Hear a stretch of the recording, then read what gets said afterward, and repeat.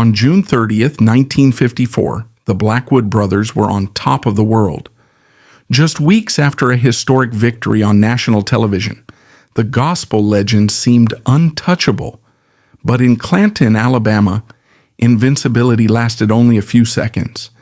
As their silver Beechcraft clawed into the sky, it didn't find glory. It found the ground in a ball of fire. From the height of fame to a horrific pile of twisted metal, this is the story of a tragedy that shook the world. But before the fire came the struggle. The story of the Blackwood Brothers does not begin with a plane. It begins with a plow. It begins in the suffocating poverty of Choctaw County, Mississippi, in the darkest depths of the Great Depression. This was a world where the American dream was a cruel rumor, whispered about in places that had electricity and paved roads. For the Blackwood family, life was a binary existence.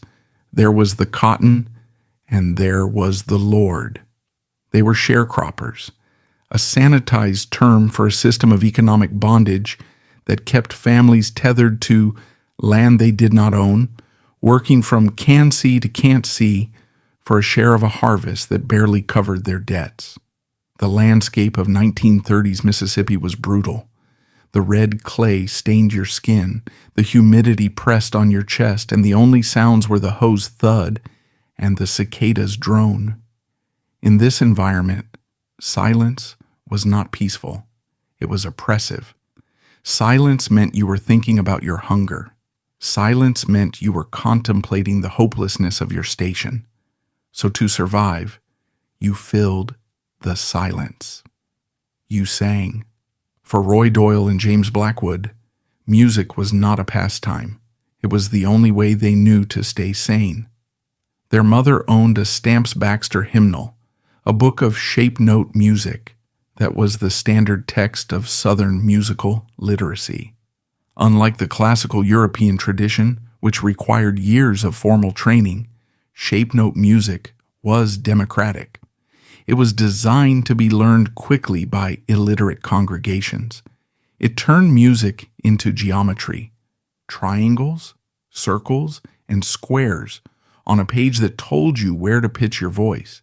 But the Blackwoods did not just learn the notes, they attacked them. They sang with a desperation that only people fighting for a way out could understand.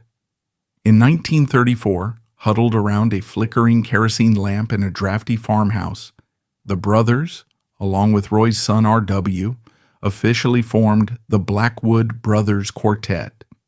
They had no microphones, no matching suits, and no bookings.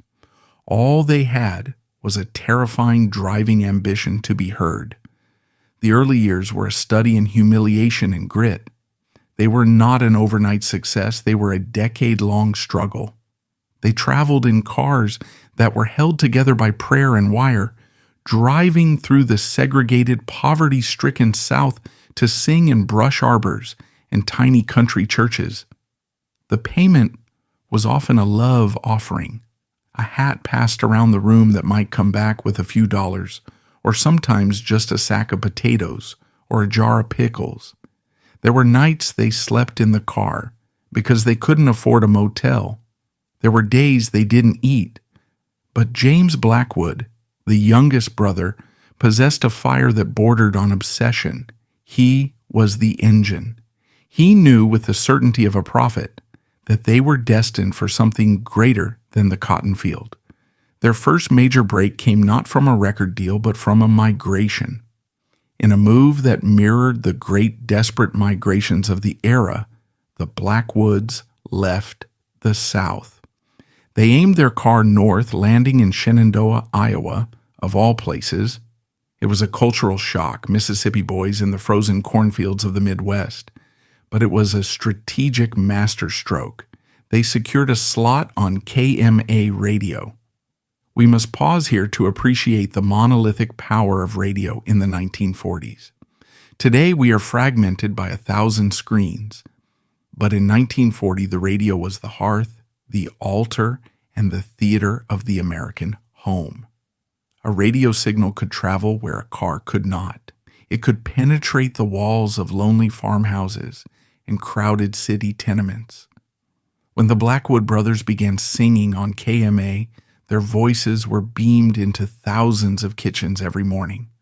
They became the invisible guests at the breakfast table. Listeners didn't just hear them, they felt they knew them. They were the polite Christian boys who started the day with hope. This intimacy created a fan base that was fiercely loyal, a foundation that would support them when the world eventually collapsed. By the early 1950s, the Blackwood Brothers had returned to the South, setting up their headquarters in Memphis, Tennessee. This was the moment the tectonic plates of culture began to shift. Memphis in the early 50s was the crucible of American music. It was a sweaty, vibrant melting pot where the Delta blues drifted up from Beale Street and collided with the hillbilly country of the Grand Ole Opry. And right in the middle of this collision stood the gospel quartets. The lineup had evolved into what historians now call the classic unit. James Blackwood was on lead. His voice was a tenor of piercing clarity, capable of an emotional intensity that could bring a crowd to tears.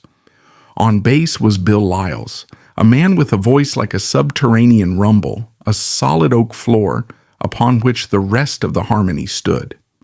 On piano was Jackie Marshall, a virtuoso who added a rhythmic bounce that hinted at the coming rock and roll revolution. But the centerpiece, the jewel in the crown, was R.W. Blackwood. R.W. was Roy's son, James's nephew. He sang baritone, but to call him a baritone is an understatement. He had a voice like poured honey, rich, warm, and impossibly smooth. But more than his voice, R.W. had it. In a genre defined by restraint and modesty, R.W. was a star. He was devastatingly handsome, with a thick wave of dark hair and a smile that could light up the back row of a cathedral. When R.W. stepped up to the microphone, the air in the room changed. Young women in the audience held their breath. Young men wanted to be him. He was the prototype for the frontmen who would dominate the next decade of music. Among those who were mesmerized by R.W. Blackwood was a shy, acne-scarred truck driver named Elvis Presley. Elvis lived in the Lauderdale Courts housing project, just a stone's throw from the Ellis Auditorium where the Blackwoods performed their legendary all-night sings.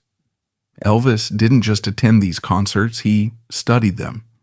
He watched how the Blackwoods moved, how they dressed in their impeccable tailored suits, and how they manipulated the emotions of the crowd.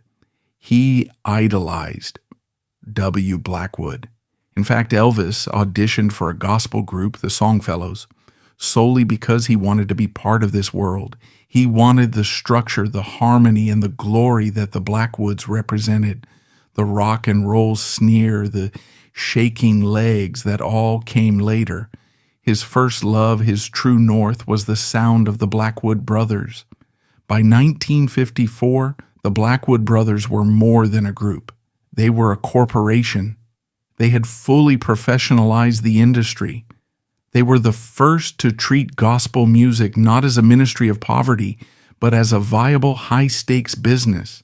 They sold sheet music, they sold records by the truckload, and they commanded fees that rivaled secular country stars. And then there was the plane. The purchase of the Beechcraft was the ultimate statement of arrival. It was practical, yes. It allowed them to play a show in Texas one night and Florida the next. But symbolically, it was much more. It was their escape pod. They had finally definitively left the mud of Choctaw County behind. They were literally above it all.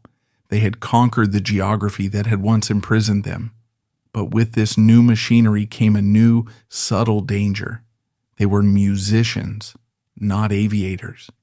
They were pioneers in a mode of travel that was still fraught with risk. By the summer of 1954, their confidence bordered on invincibility. They were winning contests, breaking sales records, and flying through the clouds. They felt untouchable. The momentum was so powerful, the ascent so vertical, that it felt as though God himself was piloting the craft. June 1954 brought them to the absolute zenith. They flew to New York City for the Arthur Godfrey Show. To understand the magnitude of this, you have to realize that gospel quartets were viewed by the northern media establishment as regional curiosities, hillbillies with hymnals. The Blackwoods walked onto that New York stage in their sharp suits, opened their mouths, and blew the stereotypes apart. They sang, "Have You Talked to the Man Upstairs?" with such precision, such power, and such undeniable charisma that they won the competition by a landslide. The applause meter practically broke. They flew back south not just as gospel singers, but as national celebrities. They arrived in Clanton, Alabama for the Peach Festival with the world at their feet. The date was June 30th. It was hot. The atmosphere at the festival was carnival-like, full of joy and noise. The airport was a small rural strip surrounded by curious onlookers who wanted to see the famous singers and their silver bird. The mood was light. There was no foreboding, no ominous storm clouds. It was just a Wednesday in the sweet spot of the American century. That afternoon, Johnny Ogburn, a young local friend of the group, was preparing to take the plane up for a quick check, a few laps around the airfield to ensure everything was ready for the next leg of the tour. It was supposed to be routine. R.W. Blackwood and Bill Lyles, the baritone and the bass, the heart and the anchor, decided to join him. It was a spur-of-the-moment decision. "Let's go for a ride," they might have said.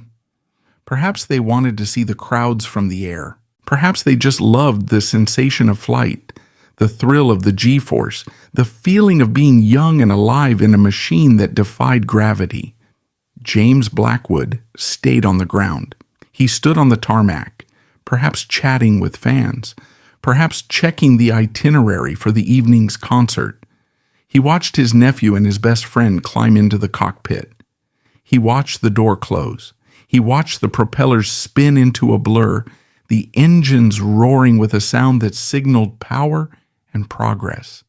He watched the plane taxi down the runway, gathering speed. He watched the wheels lift off the asphalt, the silver wings catching the Alabama sun. It climbed. It banked. It was beautiful. And then the sound changed. The sound changed from a roar to a cough and then to a sickening hollow silence. It is a sound that every aviator dreads, the mechanical gasp of an engine starving for fuel or air.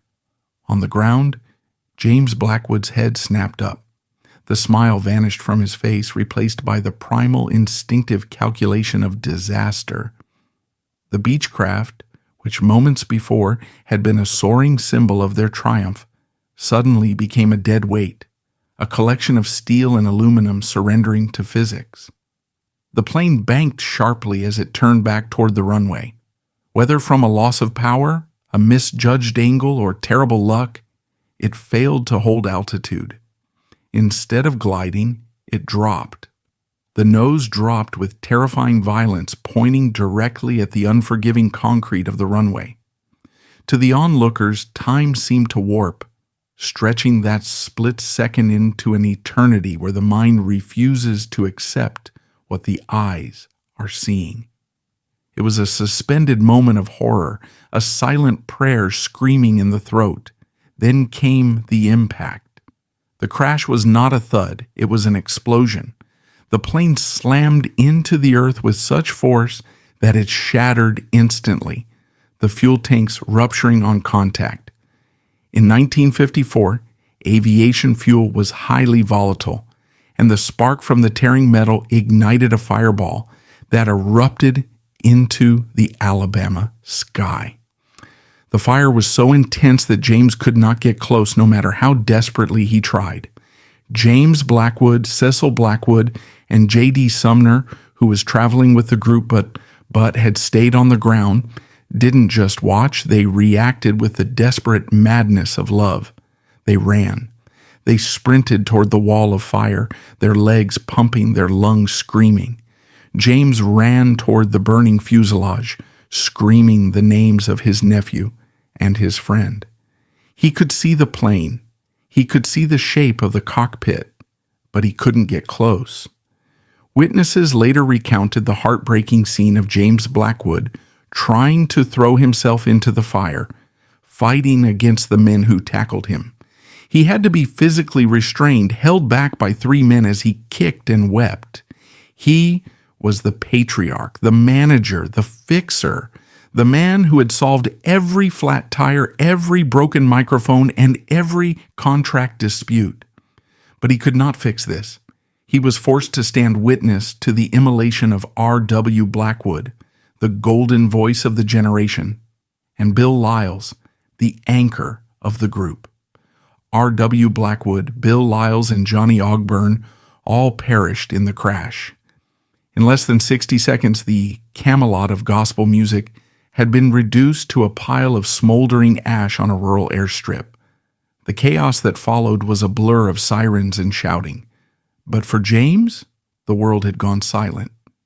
The survivors stood on the tarmac, soot-stained and trembling, as the local fire department arrived to extinguish the flames. But there was nothing to save. The bodies were gone, lost to the intensity of the heat. The reality of the loss began to settle in, heavy and suffocating. They weren't just bodies. They were the future. R.W. was 32 years old. He left behind a wife and young children. Bill Lyles was deeply loved, a gentle giant who had anchored their harmony. The news of the crash traveled with the speed of a shockwave. In 1954, there was no internet, no 24-hour news cycle. But bad news has its own frequency. Telegraph wires hummed, telephone switchboards lit up across the South. The Blackwood Brothers have crashed. The sentence was whispered in church vestibules and shouted across newsrooms. By the time evening fell, the entire gospel music community, a tight-knit, sprawling family that spanned from Texas to the Carolinas, was in a state of collective paralysis. It was the day the music died for the Southern religious world, years before Buddy Holly's plane would crash in Iowa. The bodies were brought back to Memphis, the city that had adopted them as royalty. The funeral that followed was not merely a service, it was a cultural event, a moment of public mourning that rivaled the funerals of heads of state. It was held at the Ellis Auditorium, the very venue where the Blackwoods had hosted their triumphant all-night sings. But now, the stage where they had once bounded out in matching suits was draped in black. 2 caskets sat center stage, closed and silent. Thousands of people lined the streets of Memphis. The crowd was so large that the police had to cordon off blocks around the auditorium. Inside, the atmosphere was thick with a grief that felt physical. Gospel music is a genre built on the promise of the afterlife, on the assurance that death is but a doorway. But on this day, the theology struggled to contain the agony. The weeping was audible, a low, constant moan that rippled through the thousands of attendees.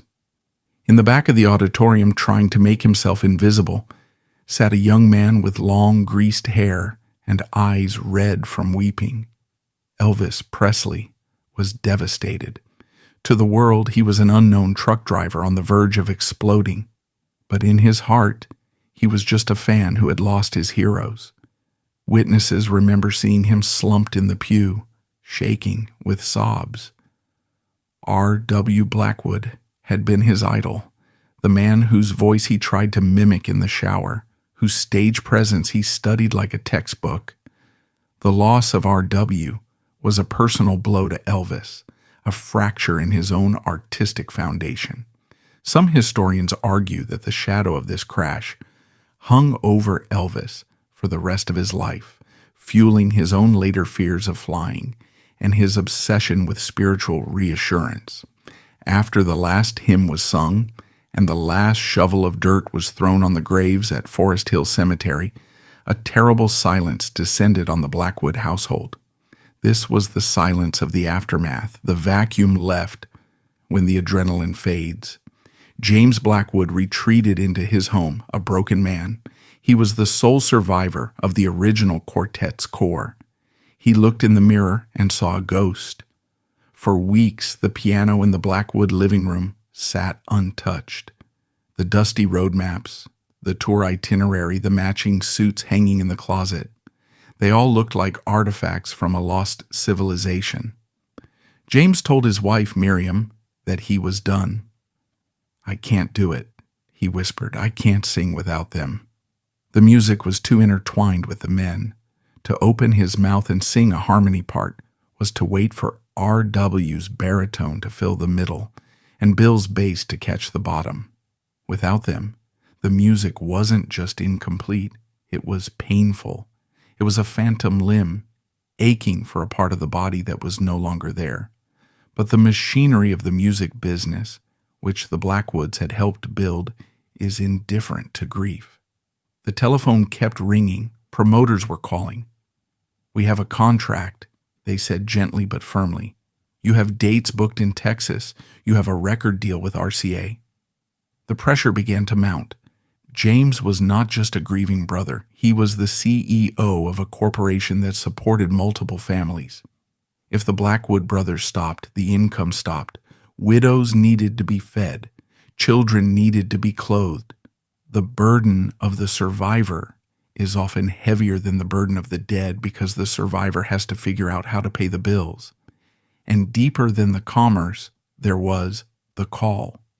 The Southern gospel tradition is rooted in the belief that singing is a divine mandate, not a career choice. You don't retire from a calling, you endure it. Letters began to pour in from fans, thousands of them, begging James not to let the music die. "The world needs the Blackwood Brothers," they wrote. "Don't let the devil win." James Blackwood wrestled with God in the dark of his bedroom. It was a crisis of faith and identity. Could the Blackwood Brothers exist without IRW? Was it sacrilege to replace him? Or was it the ultimate act of faith to continue? The breakthrough came from within the bloodline. R.W.'s younger brother, Cecil Blackwood, came to James. Cecil was young, terrified, and grieving the loss of his brother, but he possessed the same stubborn streak that defined the family. He offered to step in. He offered to take the baritone part. It was a suicidal offer, professionally speaking, to step into the shoes of a legend, like R.W. immediately after his martyrdom, was to invite comparison that could never be favorable. But Cecil wasn't trying to be a star. He was trying to save the family business. James looked at Cecil and saw the echo of R.W. in his eyes. He realized that the only way out of the darkness was to walk through it. He agreed. Cecil would join, but they still needed a base. They needed an anchor, and James knew that he couldn't just hire a good singer. He needed a force of nature. He needed someone so undeniably powerful that the audience wouldn't have time to mourn the past because they would be too busy staring at the future. He picked up the phone and called J.D. Sumner. This single phone call is the pivot point upon which the entire history of the genre turns. If the crash was the end of the classical era, the hiring of J.D. Sumner was the beginning of the modern era.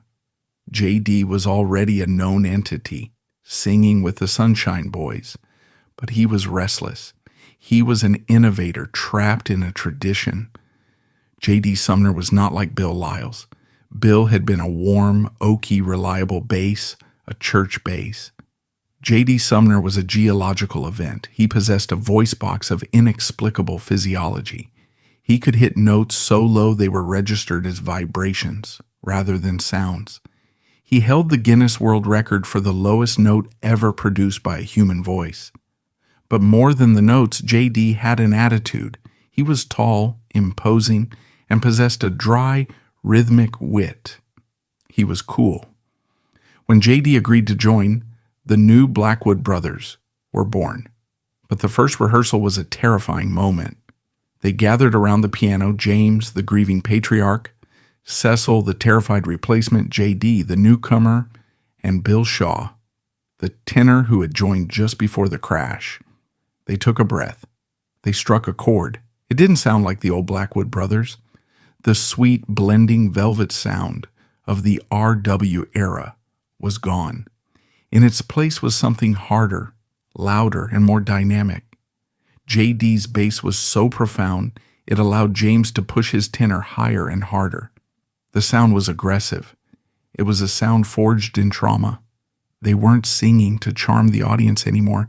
They were singing to survive the fire. The first concert back was a trial by fire. The audience sat in hushed, judgmental silence, waiting to see if the magic was gone. The curtain rose. The new lineup walked out. They didn't smile. They looked like men who had been to war. James stepped to the mic, his face gaunt, his eyes intense. They launched into a song. Perhaps "The Devil Can't Harm a Praying Man." When J.D. Sumner hit his first low note, the floor of the auditorium vibrated. The crowd gasped, and when James Blackwood soared over the top with a high tenor note that sounded like a cry of victory, the tension broke. The audience erupted. They weren't cheering for a song. They were cheering for resurrection. They were cheering because the Blackwood brothers had looked death in the face and refused to blink. But while the music was back, the trauma had changed their relationship with the world, specifically with travel. The crash had instilled a deep, phobic terror of small planes in the group. They couldn't fly, but the car, the cramped, dangerous station wagons of the past, was also unbearable for men of their stature. They needed a new way to move. They needed a vessel that was safe, comfortable, and worthy of their new status. It was J.D. Sumner, the tinkerer and visionary, who had the idea. He looked at the Greyhound buses crossing the American highways, massive steel-plated, diesel-powered beasts. "That," he told James, "we need one of those." At the time, the idea was ludicrous. Bands didn't own buses. Buses were for public transport. But J.D. was insistent. He argued that a bus could be a rolling hotel. They could sleep in real beds while they traveled. They could cook. They could have closets for their suits. It would be a fortress against the chaos of the road. James, desperate for any solution that didn't involve an airplane, agreed. They bought a used commercial bus. J.D. went to work. He gutted the interior with his own hands. He built bunks. He installed a kitchenette. He wired up a generator for electricity. He created a carpeted, air-conditioned sanctuary on wheels. When the Blackwood brothers rolled into the next town in their customized bus, the industry stopped and stared. It was a spaceship landing in a cornfield. Other groups gathered around, gawking at the luxury. "You sleep in there?" they asked, incredulous. The Blackwood brothers had just invented the tour bus. This invention was not just a convenience. It was a direct psychological response to the crash in Clanton. The bus was heavy. It was grounded. It was slow. It was the anti-airplane. Inside that steel shell, James Blackwood could finally close his eyes and sleep, knowing that he wasn't going to fall out of the sky. The bus became the womb of the group, the place where they healed, argued, and planned their conquest of the world. With the new lineup solidified and the new mode of transport established, the Blackwood brothers entered the second half of the 1950s not as a band trying to recover, but as a juggernaut. They had shed the skin of the tragedy and emerged as something sleeker, faster, and more powerful. They signed a massive deal with RCA Victor, the same label that would soon sign Elvis. They began to appear on national television regularly, but the ghost of R.W. never truly left the stage. Every time James looked to his left and saw Cecil singing the baritone part, he saw the genetic echo of the brother he had lost. Every time they sang, "I Want to Be More Like Jesus," The audience would weep, remembering the boys who had burned. James learned to use this. He learned that the tragedy gave them a moral authority that other groups lacked. They weren't just entertainers. They were survivors. They had paid the ultimate price for the microphone. As the 1950s bled into the 1960s, the Blackwood Brothers were poised to dominate. But the world outside the bus was changing. Rock and roll, the unruly child that had worshipped them, was now growing up and threatening to eat its parents. The culture was shifting from the Sunday morning pew to the Saturday night dance hall. And the Blackwood Brothers, the men in the suits, were about to face a challenge that fire could not burn and buses could not outrun. The challenge of relevance in a world that was losing its religion. By 1956, the Blackwood Brothers were no longer just a singing group. They were a sovereign state on wheels. By 1956, that rolling fortress had become the most recognizable silhouette on the American highway, now painted in a sleek two-tone livery, gleaming with chrome that caught the lights of passing cars like a lighthouse beam. When it pulled into a small town in Georgia or Texas, cruising down Main Street like a docking ocean liner, traffic stopped. Shopkeepers came to their windows. Children pointed. The Blackwood bus was the physical manifestation of a new reality. Gospel music had left the brush arbors and entered the age of the empire. Inside that bus, the atmosphere was a curious mix of a monastery and a boardroom. James Blackwood, the surviving patriarch, sat in the front jump seat, the captain's chair. From this vantage point, he surveyed the ribbon of asphalt that fed his family. He was the general. The fire of 1954 had burned away any remaining naivety in him. He was no longer the scrappy sharecropper's son hoping for a love offering. He was the CEO of a multi-million-dollar brand. He managed the payroll, the contracts, the press, and the egos with a quiet, terrifying efficiency. He was known as Mr. Gospel Music, a title that commanded immense respect, but also created a wall of glass between him and the rest of the world. You didn't joke with James Blackwood, you learned from him. In the back of the bus, holding court, was J.D. Sumner. If James was the super ego of the group, the discipline and the order, J.D. was the ID. He was the creative engine, the restless inventor, the man who saw the world not as it was, but as it could be.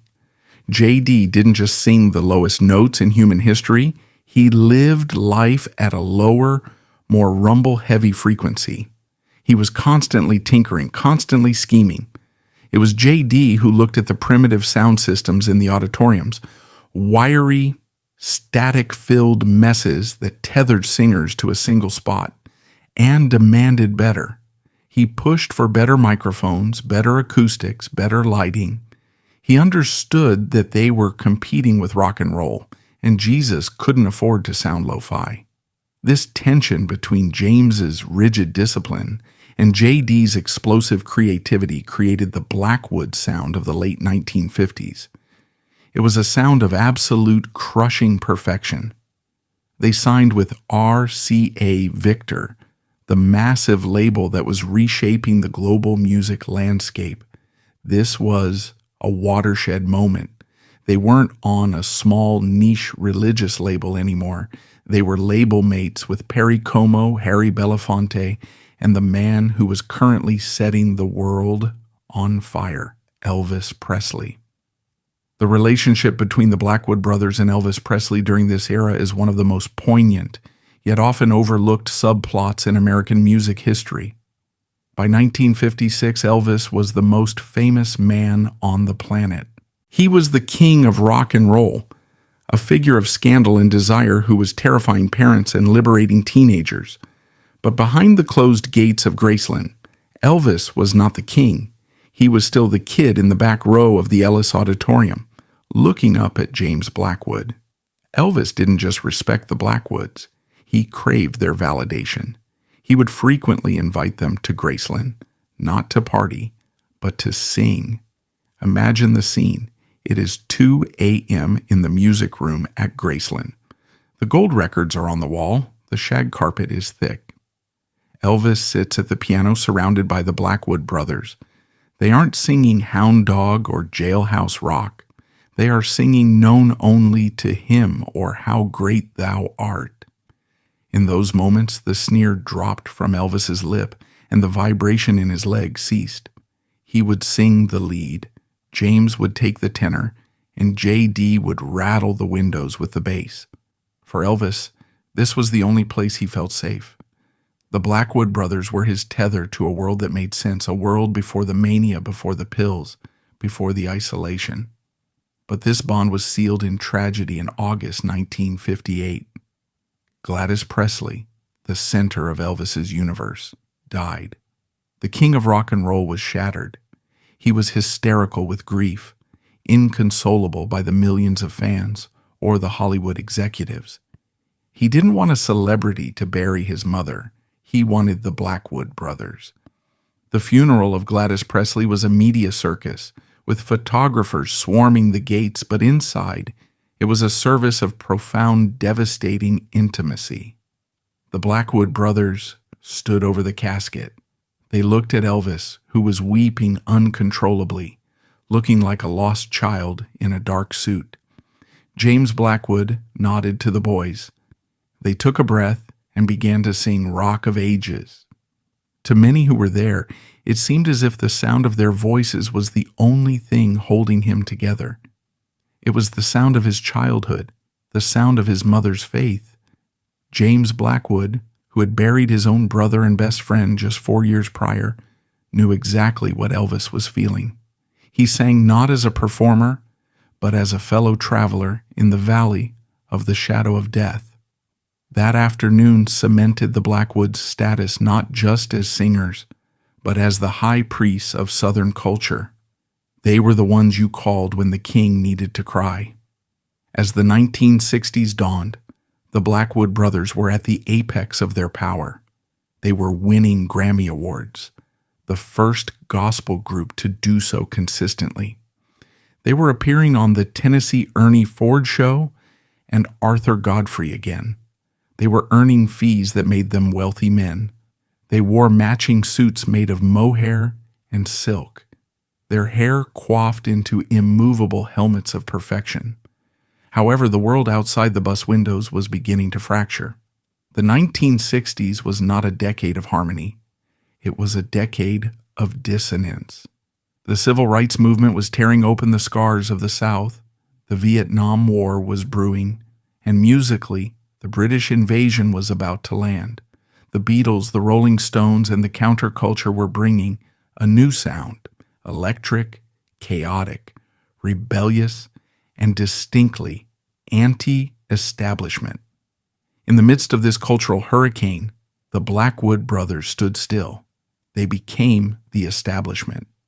To the youth of 1965, the Blackwood Brothers, with their suits, their polished smiles, and their songs about the old country church, began to look like relics. They represented the authority of the Father, the order of the church, the safety of the past.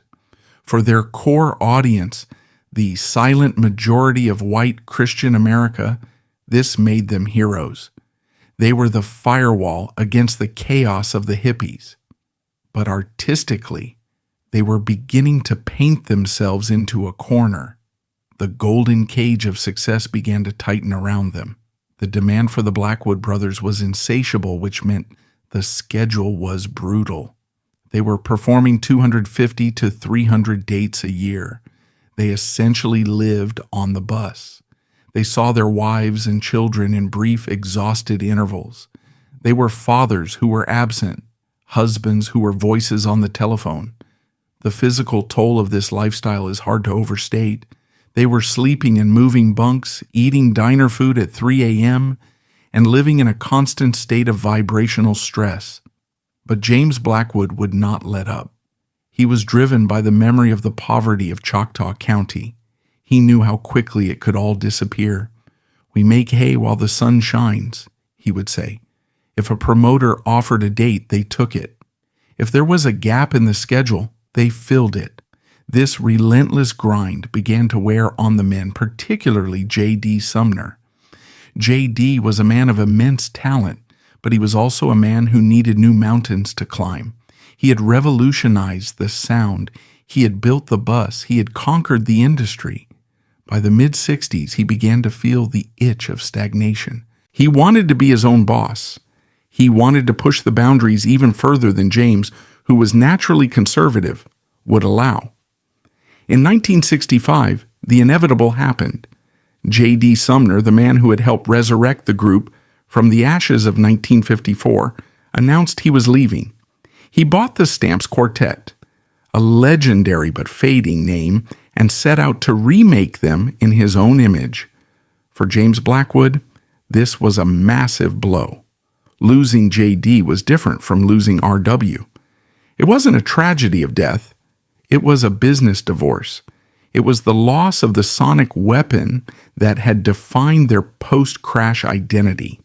Critics whispered that this was the end. The Blackwood Brothers are done, they said. You can't replace the lowest bass in the world. But James Blackwood was a master of the pivot. He didn't panic. He did what he always did. He went back to the drawing board. He hired London Paris, a bass singer with a booming, resonant voice. It wasn't J.D.'s subterranean rumble, but it was solid, musical, and professional. James tightened the ship. He leaned harder into the smooth sound, moving slightly away from the hard-driving style of the Sumner years and back toward a polished, radio-friendly harmony. The group continued to win Grammys. They continued to sell out auditoriums. But there was a subtle shift in the energy. They were entering the dynastic phase. They were no longer the young revolutionaries. They were the institution. They were the New York Yankees of gospel. You went to see them not to be surprised, but to be reassured. You went to see them to know that in a world of burning cities and long-haired radicals, James Blackwood was still standing there in a suit, hitting the high note on the final chord. Yet a new threat was emerging from an unexpected direction. It wasn't rock and roll this time. It was religion itself. By the late 1960s, the Jesus People movement was starting to bubble up from the streets of California.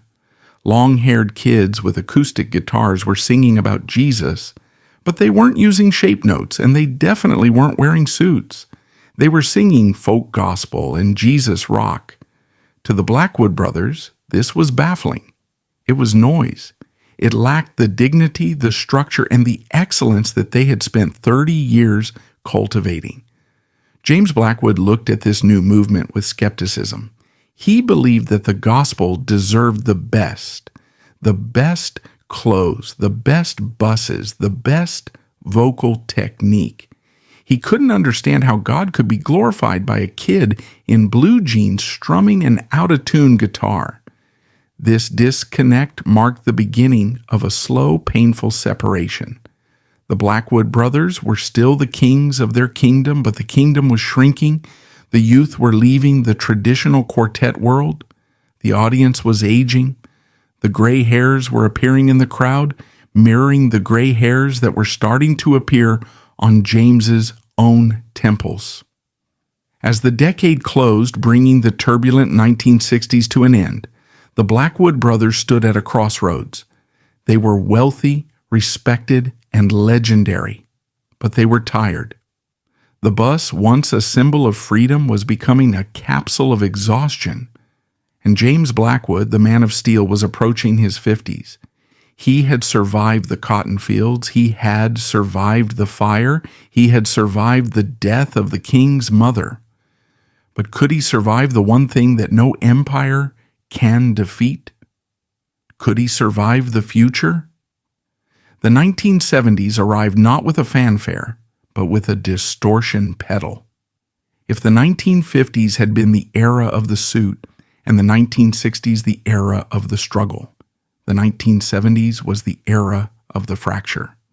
American Christianity was undergoing a seismic split.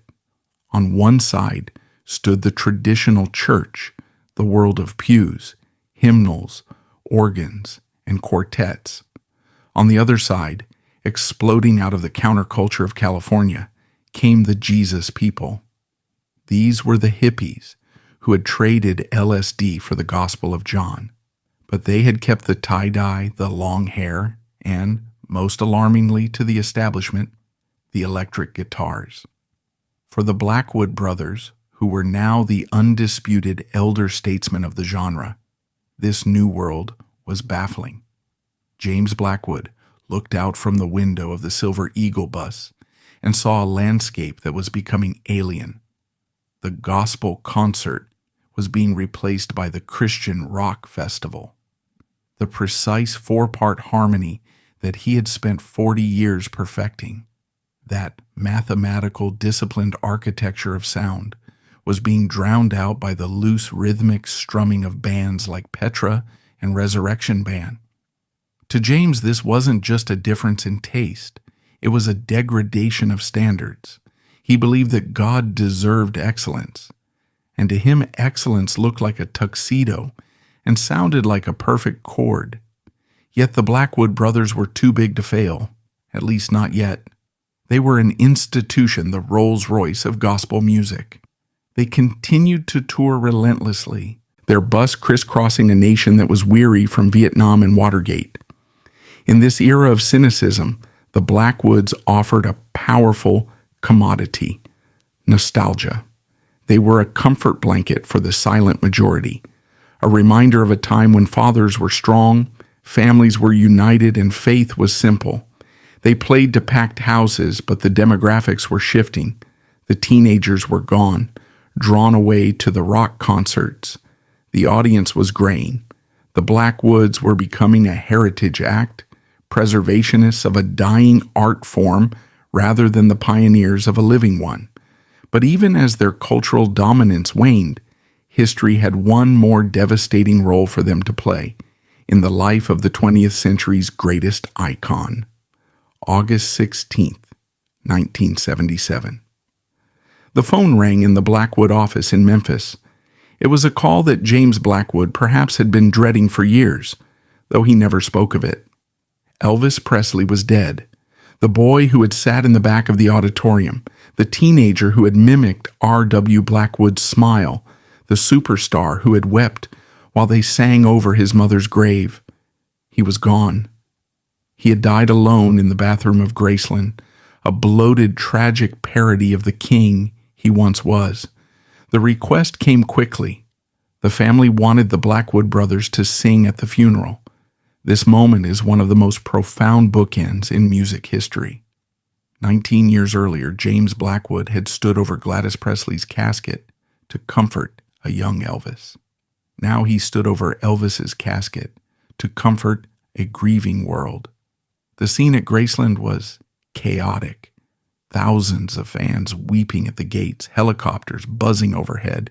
But inside the music room, where the body lay in state, it was quiet. James, Cecil, and the group stood by the open coffin. They looked down at the face of the man who had changed the world, and in that stillness they could not help but remember the shy boy from the housing projects they sang, "How Great Thou Art."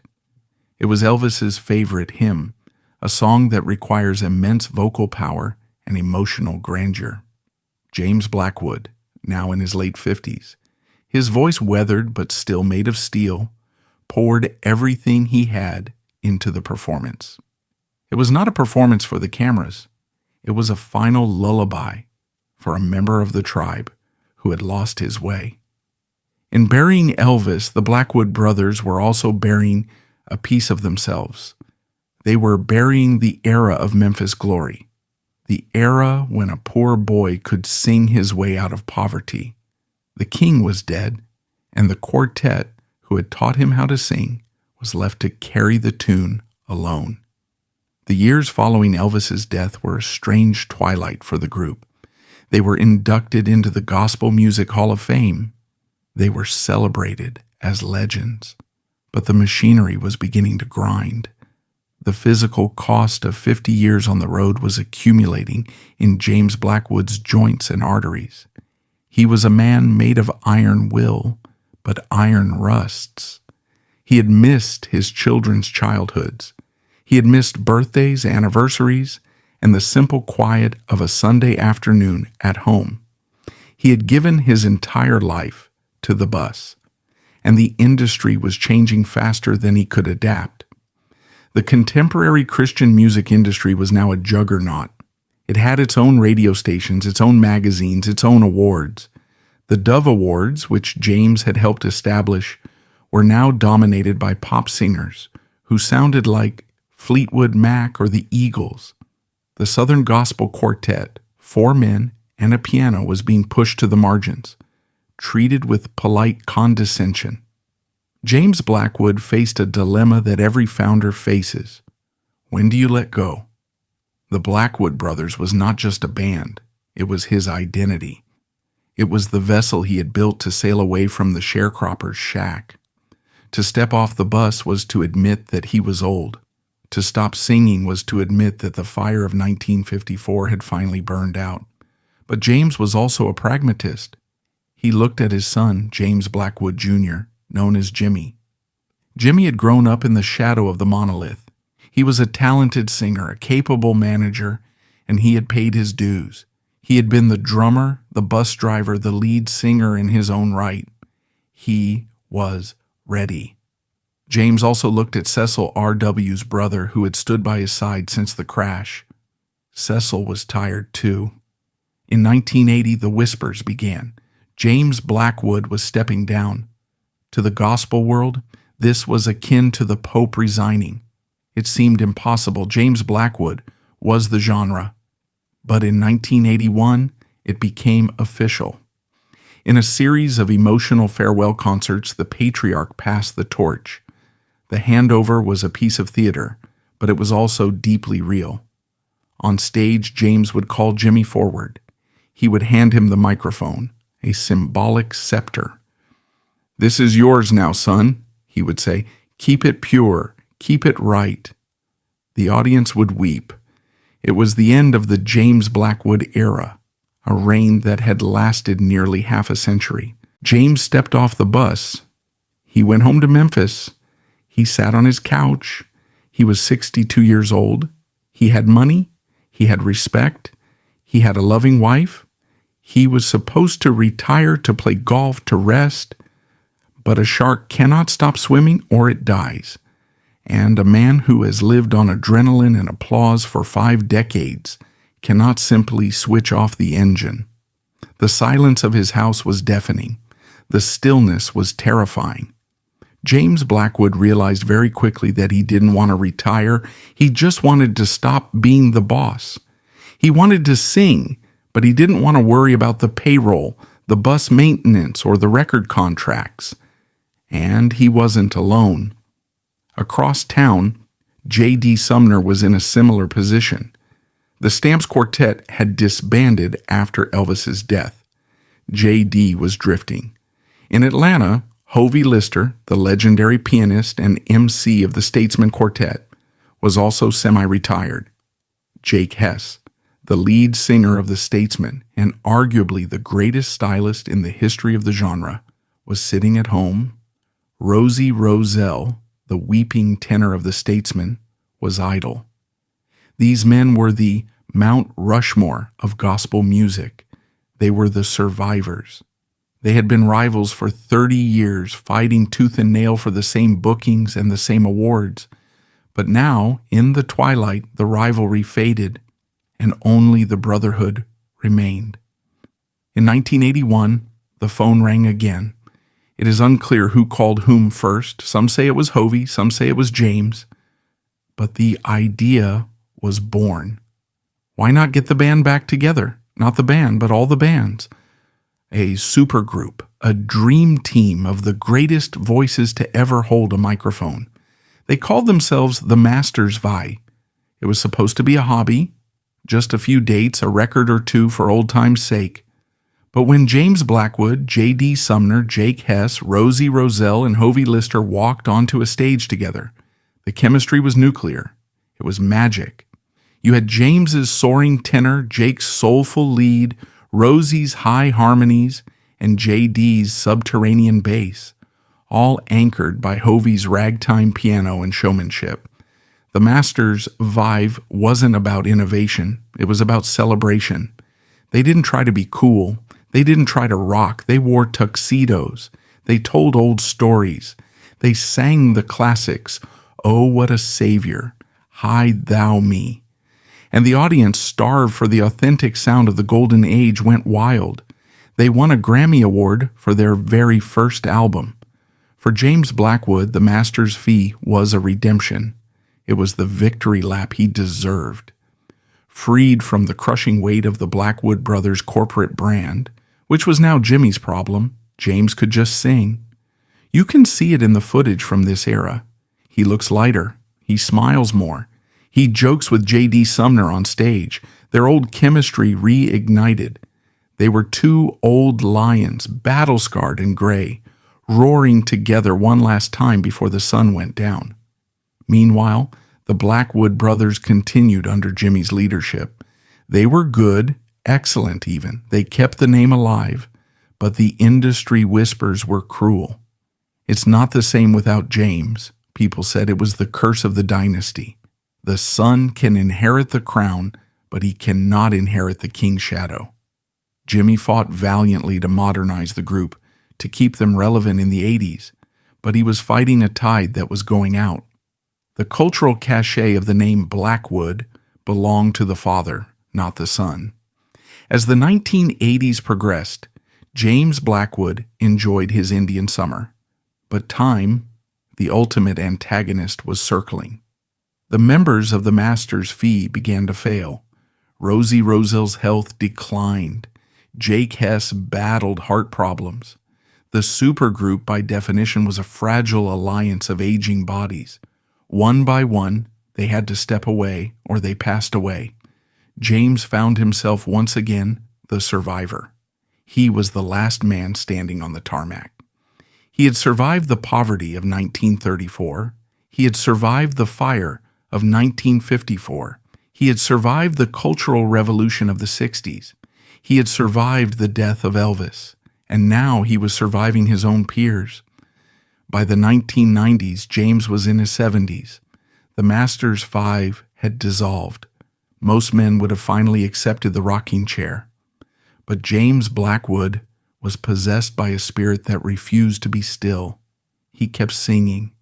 He would perform as a soloist or with various iterations of family groups. He appeared on the Gaither Homecoming videos, a massive nostalgic revival that swept the 90s. When James Blackwood walked onto the Gaither stage, the room stopped. The younger singers, stars like Michael English and Mark Lowry, looked at him with awe. He was a living artifact. He was the connection to the beginning. When he opened his mouth to sing, the voice was thinner. Yes, the high notes were harder to reach, but the tone, that piercing, emotional clarion call that had cut through the static of a radio in 1940, was still there. But the body has limits that the spirit does not. As the millennium turned, the man who had outrun death for 60 years finally began to slow down. The fire that had fueled him, the fire of ambition, of duty, of survival, was flickering. The bus was parked, the suit was hung in the closet, the final curtain was preparing to fall. The 1990s were a gentle coda to a thunderous symphony. For James Blackwood, the decade was less about conquering new lands and more about surveying the kingdom he had built. The rise of the Gaither Homecoming video series provided a warm, golden spotlight for the final act of his life. These videos were a phenomenon, unscripted, informal gatherings of gospel legends singing around a piano. For a generation of fans, seeing James Blackwood, now with snowy white hair and a grandfatherly smile, standing next to his old friends, was a deeply emotional experience. He wasn't the terrifying CEO of the 1950s anymore. He was the beloved elder, the sage of the tribe. But even legends bleed. The years of relentless travel, the stress of business, and the accumulated grief of a lifetime began to extract their toll. In the early 2000s, James's health began to fail. It was a slow, quiet decline, a stark contrast to the violent suddenness of the 1954 crash. This time, there was no fire, no scream of engines, just the gradual fading of a light that had burned ferociously for 80 years. On February 3, 2002, James Blackwood died. The news did not shock the world the way the plane crash had. It was the expected passing of a patriarch. But the depth of the loss was immeasurable. When James Blackwood took his last breath, the golden age of gospel music officially ended. He was the last of the titans. He was the man who had bridged the gap between the mule-drawn plow and the private jet, between the brush arbor and the Grammy Awards. His funeral was a gathering of royalty. The surviving members of the Blackwood dynasty, the Gaithers, the Goodmans, everyone who was anyone in the genre came to pay respects. They told stories about his kindness, his terrifying work ethic, and his unwavering faith. But the most poignant tribute was unspoken, the sheer existence of the industry itself. Every tour bus parked outside the funeral home, every record contract signed in Nashville, every professional quartet singing in a suit, they were all in some way children of James Blackwood. He had built the house they all lived in, but what of the name? The Blackwood Brothers did not die with James. The brand, like the music, proved to be resilient. The group continued under the leadership of James Blackwood Jr., and later under Jimmy's younger brother, Billy Blackwood. The story of the modern Blackwood Brothers is a story of honorable survival in a changed world. They are no longer the most famous group on the planet. They do not have private planes. They do not sell millions of records to teenagers. They are a legacy act, performing for audiences who cherish the tradition. But there is a quiet dignity in their persistence. Billy Blackwood, who leads the group today, carries the name with a profound sense of stewardship. He knows he is not his father, nor is he trying to be. He is the custodian of a sound. There is a moment in their modern concerts that captures the essence of this entire saga. They will often stop the music and tell the story of the crash. They will talk about R.W. and Bill Lyles, and then they will sing. It is an act of remembrance, a way of keeping the dead alive through harmony. In those moments, the gap between 1954 and the present dissolves. The audience, many of whom were not even born when the plane went down, can feel the heat of the fire and the chill of the loss. So why does this story matter? Why should we, in the 21st century, distracted by algorithms, secularized by culture, and removed from the agrarian roots of the South, care about a quartet from Mississippi? The story of the Blackwood Brothers matters because it is the ultimate American parable of resilience through art. We live in a culture that is obsessed with trauma. We talk about it, analyze it, and often let it define us. The Blackwood Brothers offer a different model. They experienced a trauma of unimaginable scale, the public, violent death of their family and future, and they responded not with silence, but with volume. They didn't retreat, they expanded. They took the pain of the crash and transmuted it into a sound that was deeper, richer, and more powerful than what came before.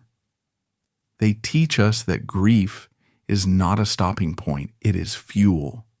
The Blackwood sound, that driving, rhythmic, aggressive harmony, was not just a musical style. It was the sound of men fighting back against the darkness. It was a sonic assertion that death does not get the final word. Furthermore, they are the architects of modern celebrity. Before the Beatles had a tour bus, the Blackwoods had one. Before Elvis had an entourage, the Blackwoods had one. They invented the infrastructure of the touring musician. They showed the world that you could be from the middle of nowhere with dirt under your fingernails, and through sheer will and talent, you could force the world to listen to you. They were the original rock stars, only they did it for Jesus. And finally, there is the lesson of harmony. In a polarized, fractured world where everyone is shouting over one another, the concept of a quartet is radical. A quartet only works if you listen to the person next to you.